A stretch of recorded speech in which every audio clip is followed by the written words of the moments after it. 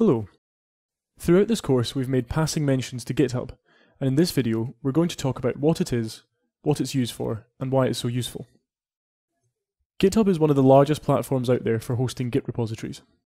They allow you to sign up for free, and you can create an unlimited amount of public repositories. Public repositories are repositories that are viewable by anyone, but only people you give permission to can write to them. This makes collaborating with others easy, and means you can share code with other programmers without having to worry about how to host your own remote repositories.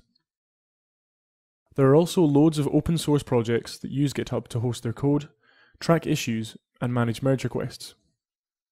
If you want to view the code for an open source project to see how they're programmed and structured, then GitHub is a great place to look.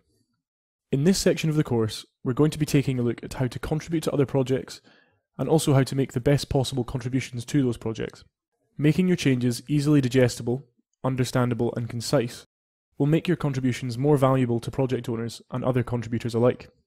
We're going to use GitHub as an example for this, but in the vast majority of cases, the same workflow will apply regardless of what platform you're using. We're not going to walk through account creation or configuration, as GitHub have got some great documentation on this, but you can create an account with them to try out some of the things we'll learn in this section, if you so desire.